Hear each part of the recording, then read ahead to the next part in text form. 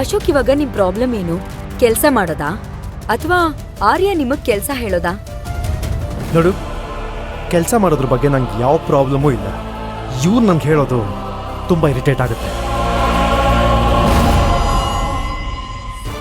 ಆರ್ಯ ನಿಮ್ಗೆ ಕೆಲ್ಸ ಹೇಳ್ತಾರೆ ಅಶೋಕ್, ಯಾಕಂದ್ರೆ ಅವರು ಈ ಪ್ರಾಜೆಕ್ಟ್ ನಲ್ಲಿ ಪಾರ್ಟ್ನರ್.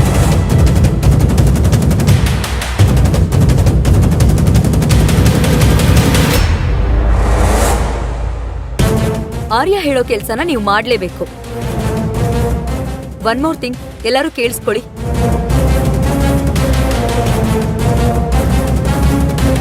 ಈ ಆಫೀಸಲ್ಲಿ ನನಗೆ ಎಷ್ಟು ಮರ್ಯಾದೆ ಬೆಲೆ ಇದೆಯೋ ಅದು ಆರ್ಯಾಗೂ ಸಿಗುತ್ತೆ.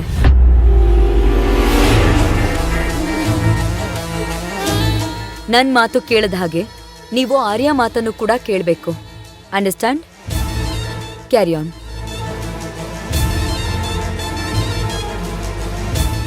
ಅಶೋಕ್, ನೀವು ಅಷ್ಟೇ ಆರ್ಯ ಹೇಳೋ ಕೆಲ್ಸನ ಮಾಡಬೇಕು.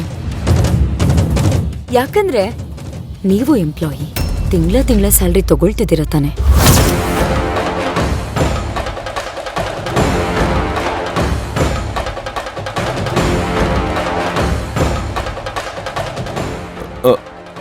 ಶಿವಗಮಿ, ಯಾಕೆ ಈ ರೀತಿ ಎಲ್ಲ ಮಾತಾಡ್ತಿದ್ಯಾ? ನೀನು ಇಷ್ಟೊಂದು ಸೀರಿಯಸ್ ಆಗೆಲ್ಲ ಮಾತಾಡೋ ದೊಡ್ಡ ವಿಷಯ ಅಲ್ಲ ಇದು. ನಾನು ಇಂಜಿನಿಯರಿಂಗ್ ಕಾಲ್ ಮಾಡಿದೆ, ಲೈನ್ ಸಿಗ್ಲಿಲ್ಲ.